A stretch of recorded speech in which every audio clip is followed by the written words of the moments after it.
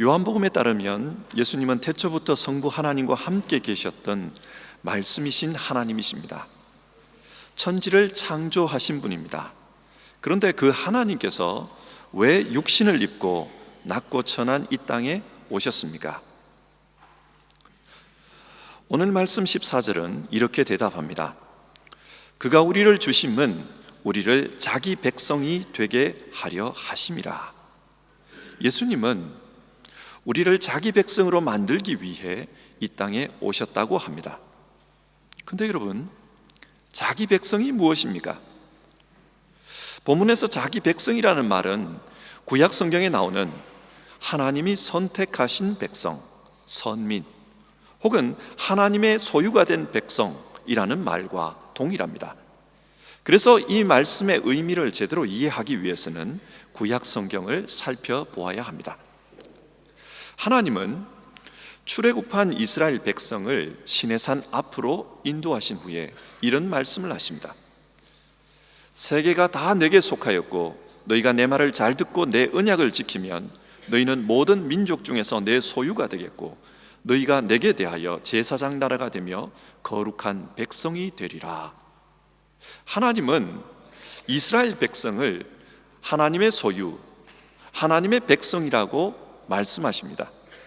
그리고 이것을 위해 출애굽해 오신 것입니다. 여러분, 한번 생각해 봅시다.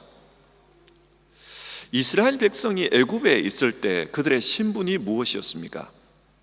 노예였습니다. 누구의 노예였습니까? 파라오의 노예입니다. 그렇다면 이스라엘은 파라오의 소유물이었습니다. 그런데 하나님은 파라오의 노예였던 그 이스라엘을 하나님 자신의 소유로 만드시려고 합니다. 그래서 파라오에게 이렇게 요구합니다. 내 백성을 보내라. 그들이 나를 섬길 것이니라. 하나님은 이스라엘 백성을 내 백성이라고 말씀하십니다. 그러나 파라오는 끝까지 아니라 자기 노예라고 말합니다. 그래서 하나님께서 파라오에게 10가지 재앙을 내리십니다. 파라오와 싸우신 것입니다. 결국 파라오는 항복했고 이스라엘 백성은 해방이 되었습니다. 이스라엘의 소유권이 바뀐 것입니다.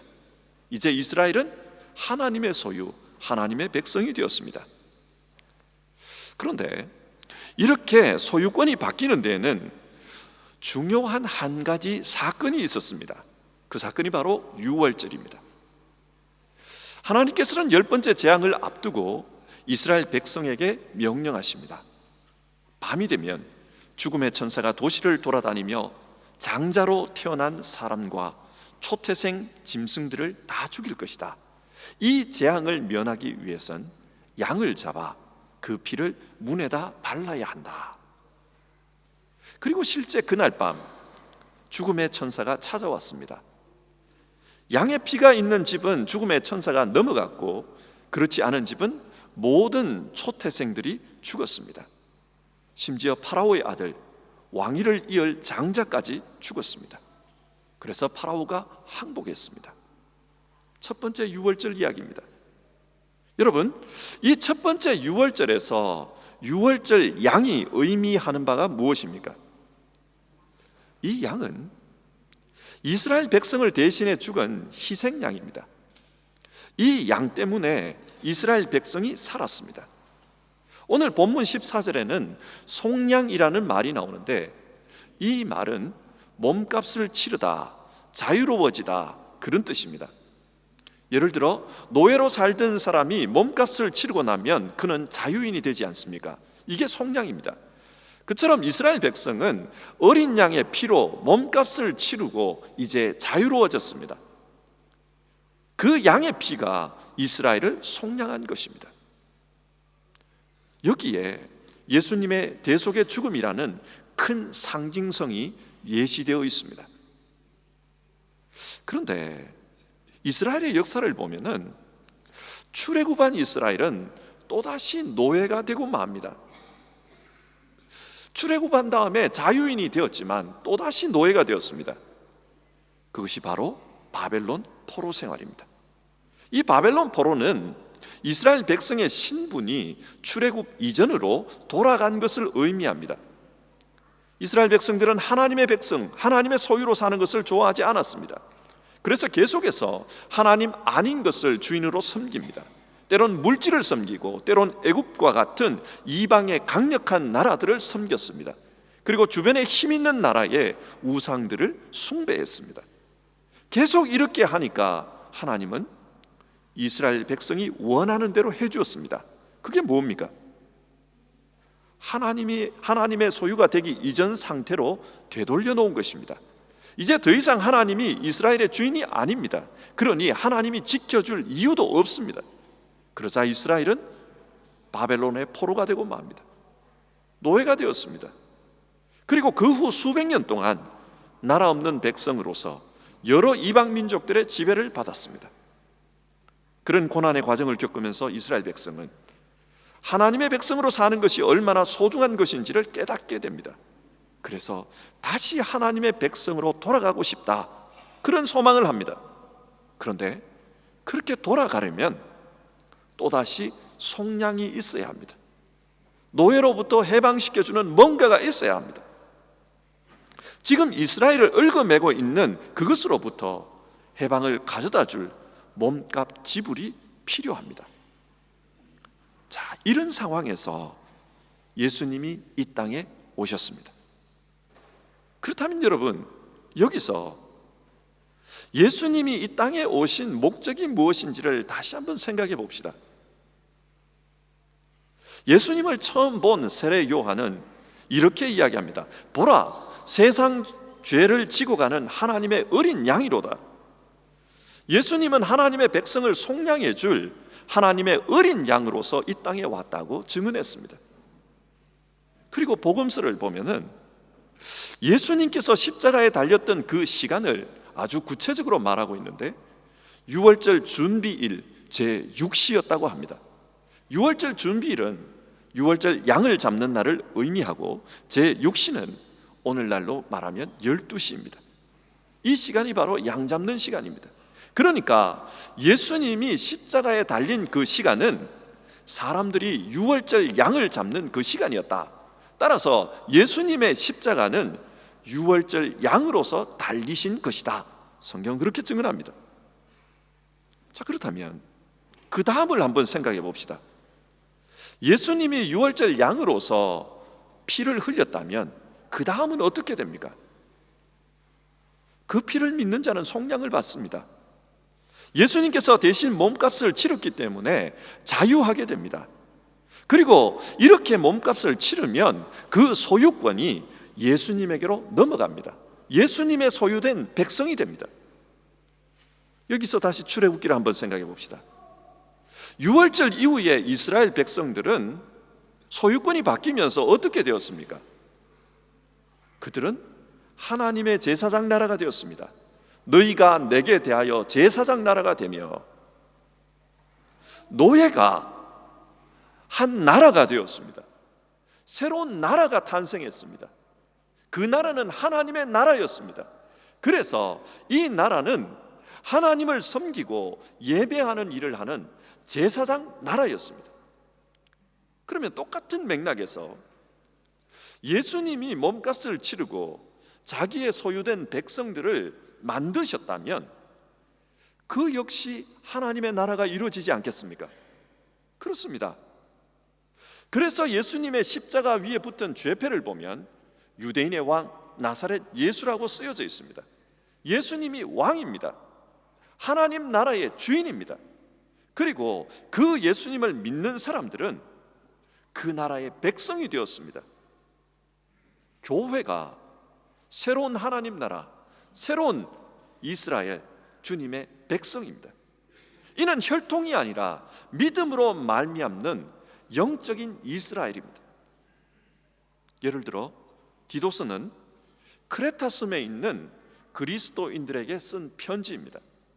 이 교회에는 유대인도 있었지만 이방인도 있었습니다. 믿음으로 말미암는 영적인 공동체, 영적인 이스라엘입니다. 그리고 이 새로운 이스라엘 향해서 성경은 예수님이 이 땅에 오신 이유는 우리를 자기 백성이 되게 하려 하심이라 말씀합니다. 주님은 우리를 자기 백성이 되게 하기 위해서 이 땅에 오셨습니다. 그리고 그 일을 완성하셨습니다. 그래서 십자가에서 다 이루었다 말씀하시고 돌아가셨습니다. 자, 이상의 말씀을 정리해 보면 예수님은 우리를 자기 백성으로 만들기 위해 이 땅에 오셨습니다. 그래서 세상 죄를 지고 가는 하나님의 어린 양으로서 십자가에서 죽으셨습니다. 그 예수님 때문에 우리는 하나님 나라의 백성이 되었습니다. 11절의 말씀처럼 구원을 주시는 하나님의 은혜가 우리 모두에게 나타났습니다. 자, 이 말씀을 오늘 우리의 삶에서 한번 이해해 봅시다. 복음서는 예수님께서 베들레헴에서 태어났다고 합니다. 만삭이 된 마리아가 요셉과 함께 호적을 하기 위해 베들레헴으로 갔는데 가서 보니 방이 없었습니다. 그래서 방에서 출산하지 못하고 다른 데서 출산했다. 성경 그렇게 말합니다. 그 다른 데가 어딘가? 구체적으로 거기가 어디인지를 말하지 않지만 대략 마국간으로 추정이 되는데, 그 이유는 예수님을 강보에 싸서 구유에 누였다라는 말이 있기 때문입니다. 구유는 가축들이 먹이를 먹는 먹이통 아닙니까? 그러니까 가축들이 있는 곳에서 태어났다고 추정할 수 있습니다. 마국간입니다. 자, 그렇다면 여러분, 예수님은 왜 마국간에서 태어나 구유에 누이신 것일까요? 왜 하나님의 아들이 낮고 천한 곳에서 태어났을까요? 그분은 우리를 속량하기 위한 하나님의 어린 양으로 오셨기 때문입니다. 하나님의 어린 양입니다. 그래서 그분은 마국간으로 낮은 곳으로 임하셨습니다. 한없이 낮아지셨습니다. 그렇게 낮아지셔야 우리를 자기 백성으로 만들 수 있었기 때문에 그분은 낮아지셨습니다. 근데 여러분, 낮아지는 것이 얼마나 어렵습니까? 예를 들어 남의 집 아이를 하루 동안 돌봐야 한다고 한번 가정해 봅시다. 내 집 아이면 대충 돌보겠는데 남의 집 아이면 대충 돌볼 수도 없습니다. 아이와 놀아주려고 하면 모든 것에서 아이 수준으로 낮아져야 합니다. 말하는 것도, 생각하는 것도, 좋아하는 것도 다 아이 수준으로 낮아져야 그 아이와 놀 수가 있습니다.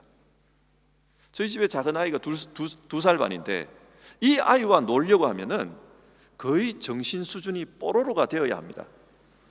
말하는 것도 뽀로로가 되어야 되고 행동하는 것도 뽀로로가 되어야 됩니다. 점잖은 어른이 뽀로로 흉내를 내면서 뽀로로 노래를 부르고 논다고 한번 생각을 해보십시오. 쉽지가 않습니다. 저는 설교 중에 제일 어려운 설교가 어린이 설교인 것 같습니다. 어린이들 수준에 맞춰서 설교하는 게 쉽지가 않습니다. 그래서 가정주일 예배를 드리면 그때가 제일 고민도 많고 걱정도 됩니다. 비록 걱정은 많이 하지만은 어린 아이들 수준에 맞추는 것이 잘 안 됩니다. 지금 여러분께 말씀드리고 싶은 것은 낮아지는 것이 정말 어렵다는 것입니다. 그런데 주님께서는 우리를 위해서 낮아지셨습니다. 그렇다면 여러분, 우리는 그 주님의 백성으로서 이 성탄절에 무엇을 생각해야 할까요? 빌립보서 2장이 우리에게 권면하는 말씀입니다. 너희 안에 이 마음을 품으라. 곧 그리스도 예수의 마음이니 그는 근본 하나님의 본체시나 하나님과 동등됨을 취할 것으로 여기지 아니하시고 오히려 자기를 비우고 종의 형체를 가지사 사람들과 같이 되셨고 사람의 모양으로 나타나사 자기를 낮추시고 죽기까지 복종하셨으니 곧 십자가에 죽으심이라. 너희는 이 마음을 품으라. 우리 역시 주님의 낮아진 그 마음을 품으라고 성경은 권면합니다. 베들레헴에 가면 예수 탄생 기념교회가 있습니다. 이 교회 안으로 들어가려고 하면은 굉장히 낮은 문을 통과해야만 들어갈 수 있습니다. 사람들이 그 문을 겸손의 문이라고 부릅니다. 왜 이렇게 문이 낮아졌는가? 처음에는 문이 컸다고 그래요. 그런데 워낙 왜 적들이 많이 침입하다 보니까 그 집을 보호하기 위해서 문을 작게 만들기 시작했다는 겁니다. 말 타고 들어올 수 없도록 작게 만들기 시작했습니다. 그리고 군인들이 쉽게 들어올 수 없을 정도로 그렇게 작게 만들어 놨습니다.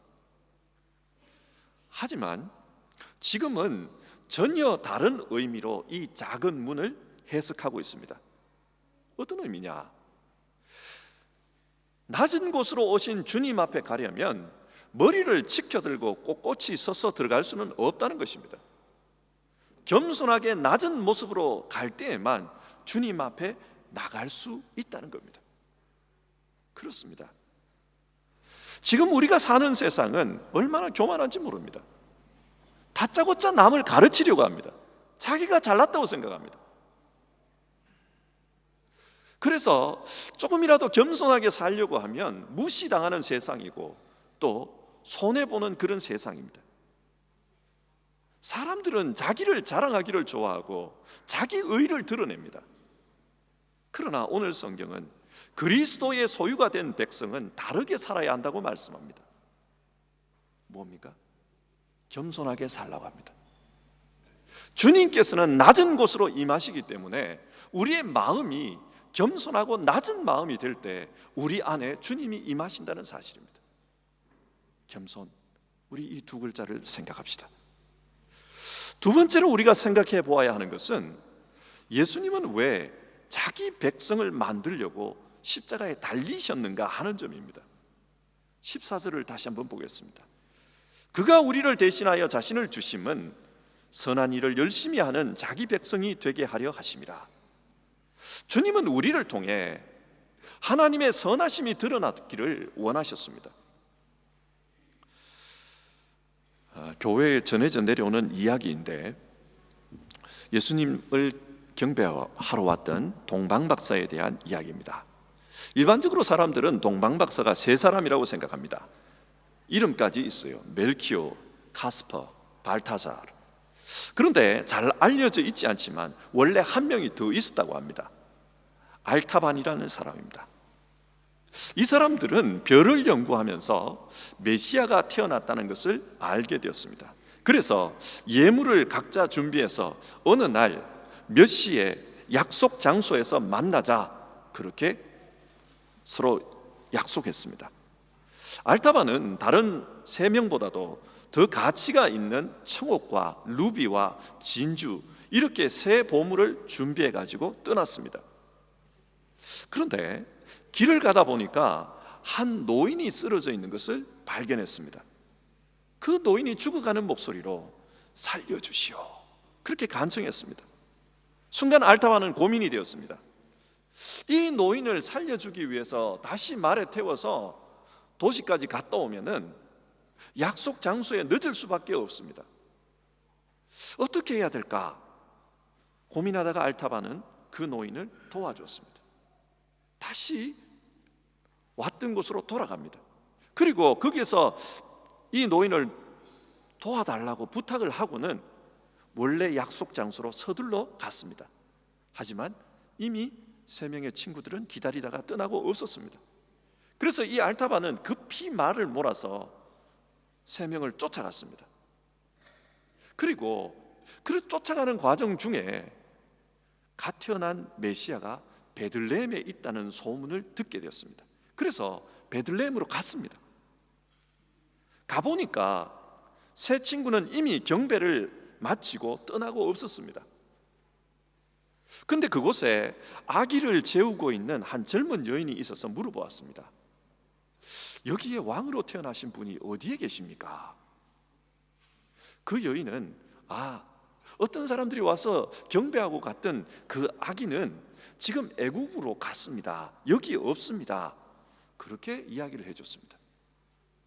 이렇게 여인과 이야기를 하고 있는데 갑자기 말발굽 소리가 들려왔습니다. 알고 보니 헤롯의 군대였습니다. 그 군대가 이 베들레헴에 어린 아이들을 죽이기 시작합니다. 이 여인은 그 창을 들고 달려오는 군인을 보고 실신해 버렸습니다. 알타반도 갑작스러운 상황 앞에 어찌할 바를 몰랐습니다. 그러자 알타반이 그 창을 든 군인들 중에 제일 앞에 선 대장에게 말했습니다. 여보시오, 잠깐만요. 제발 이 집 아이를 해치지 마시오. 그러면 당신에게 내가 가지고 있는 이 청옥을 주겠습니다. 군인이 그 보석을 보고는 눈이 둥그레졌습니다. 그리고 그 보석을 받아 챙기고는 이 집에는 아이가 없다 소리를 치고 가버렸습니다. 알타반이 주님께 기도합니다.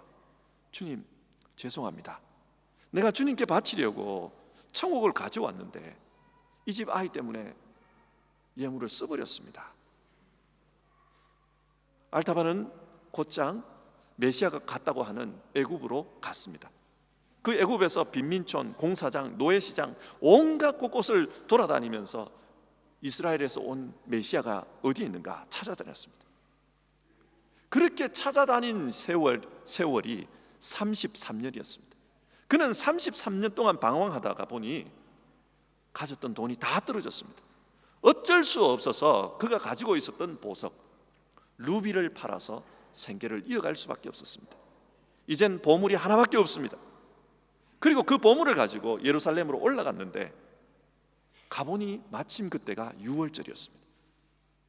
사람들이 너무 많아서 시끌시끌했습니다. 그런데 한 골목에 유독 사람들이 몰려 있었습니다. 무슨 일이 있습니까? 사람들이 말합니다. 아직도 모르시오?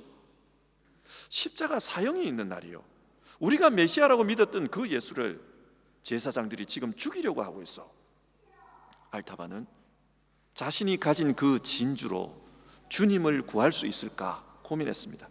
그리고 그 진주를 내어놓고 이분을 살려달라고 애걸 할 마음으로 앞으로 갔습니다. 그런데 가다 보니까 또 다른 곳에서 시끌시끌한 소리가 들려왔습니다. 다른 군인들이 어린 소녀 하나를 붙잡고 끌고 가는데 이 소녀를 보니까 옷도 찢겨져 있고 머리도 헝클어져 있고 엉망이었습니다. 그 소녀가 알타반을 쳐다보면서 소리 지릅니다. 할아버지 살려주세요. 할아버지 살려주세요. 저는 돌아가신 아버지가 진 빚 때문에 지금 종으로 끌려가요. 나를 좀 살려주세요. 그렇게 소리를 지르자 군인들이 이 소녀의 머리채를 잡고 끌었습니다. 그것을 본 알타반은 주님, 이 진주는 주님을 위해서 써야 하는데 지금 어떻게 해야 됩니까? 괴롭게 기도하다가 그 진주로 이 소녀를 샀습니다. 그래서 이 소녀는 속량이 되었습니다. 이제 알타반은 가지고 왔던 보물을 다 써버렸습니다.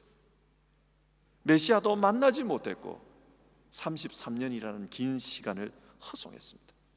그는 늙었고 지쳐서 쓰러졌습니다. 그때 하늘로부터 소리가 들려왔습니다. 내 아버지께 복받은 알타반이여, 창세로부터 너를 위해 예비된 나라를 상속받으라. 알타반이 하늘을 보며 말합니다. 주님, 저는 주님을 위해 아무것도 한 것이 없습니다. 주님을 만나지도 못했고 내가 준비한 보물 중에 하나도 주님께 드리지를 못했습니다. 하늘에서 다시 음성이 들려옵니다. 내가 진실로 진실로 네게 이르노니 네가 지극히 작은 자 하나에게 한 것이 곧 내게 한 것이니라. 그 소리를 듣고 알타반은 기쁨으로 가득 찬 얼굴로 세상을 떠날 수가 있었습니다. 이것은 전해져 내려오는 하나의 이야기입니다.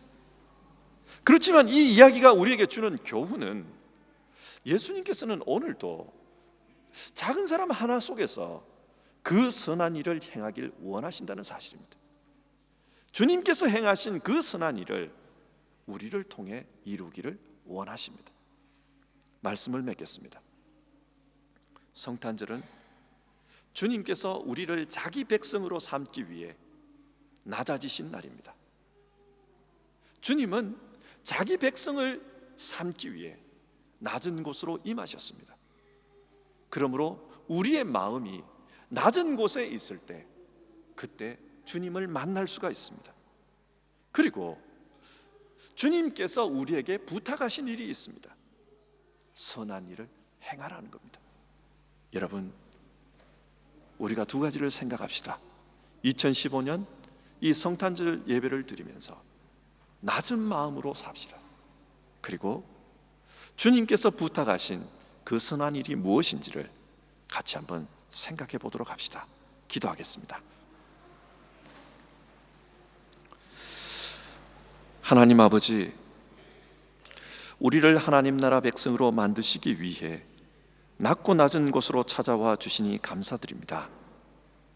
주님의 사랑을 기억하며 감사드리고 우리도 그 사랑을 본받아 살기 원합니다. 겸손한 마음으로, 낮은 마음으로, 더 낮아지는 마음으로 살기 원합니다. 2015년 성탄절은 세계 곳곳에서 난민들과 또 어려운 여건 속에 사는 사람들의 소식이 들려옵니다. 이 속에서 그리스도인으로 사는 우리 자신을 돌아보고 주님이 기뻐하시는 선한 일이 무엇인지를 생각해보는 우리 모두 되게 하옵소서. 예수님의 이름으로 기도드립니다. 아멘.